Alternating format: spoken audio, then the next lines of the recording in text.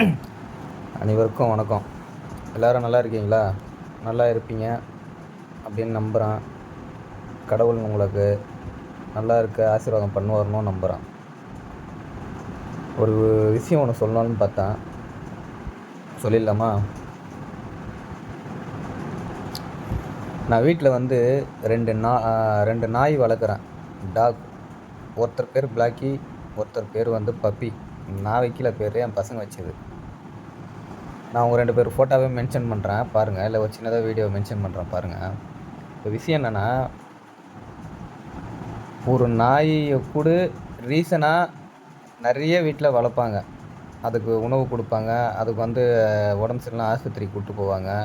அப்படி இல்லைன்னா அதை கட்டி போட்டு ரீசனாக வளர்ப்பாங்க, குளிக்க வைப்பாங்க. 1.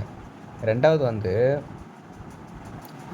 சில வீட்டில் சில பெற்றோர்கள் தன்னுடைய வேலை காரணமாகவோ இல்லை தன்னுடைய அசால்ட்டு தன்மையினாலேயும் குழந்தைங்கள கூட சரியாக வளர்க்க தெரியாது. நல்லா புரிஞ்சுங்க, நாயை கூட ரீசனாக வளர்ப்பாங்க, குழந்தைங்கள கூட வளர்க்க தெரியாமல் விட்டுடுவாங்க. இது ஒன்று, ஓகேவா? 3வது ஒன்று சொல்கிறேன், நல்லா மெயினாக நோட் பண்ணிங்க. இந்த நாய் வந்து எங்கள் வீட்டில் வளர்க்குறேன்ல, அந்த நாய் வந்து என்ன பண்ணுன்னா, நான் ஏதோ ஒன்று சாப்பிட்டுட்ருக்கோம் அப்படின்னா, சாப்பிட்டு முடிச்சதுக்கப்புறம் தான் சாப்பாடு போடுவோம்.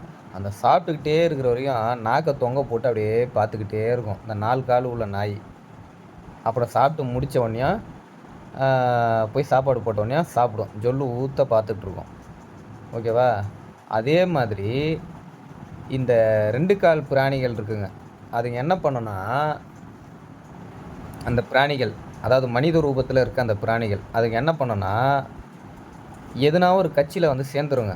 சேர்ந்துக்கிட்டு என்ன பண்ணுன்னா, தான் நல்லா இருந்தால் போதும், தான் குடும்பம் நல்லா இருந்தால் போதுன்ற ஒரே எண்ணத்தில், இந்த நாய் எப்படி நாக்கை தொங்க போட்டுக்கிட்டு நான் சாப்பிடும்போது இருந்ததோ, அதே மாதிரி சுயநலத்தோடு அந்த தலைமைக்கிட்ட வந்து நன்றியாக இருக்க மாதிரி நடிச்சுக்கிட்டே இருப்பாங்க.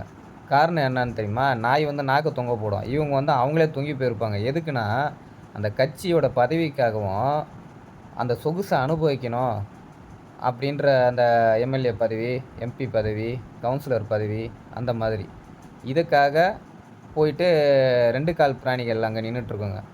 நல்ல மனிதர்கள், மக்களுக்கு நல்லது செய்யணும்னு நினைக்கிறவங்களுக்கு இந்த வார்த்தை வந்து செட் ஆகாது. அவங்க வந்து நல்லது செய்கிறாங்க மக்களுக்கு, அவங்க காலை தொட்டு நம்ம கும்பிடணும்.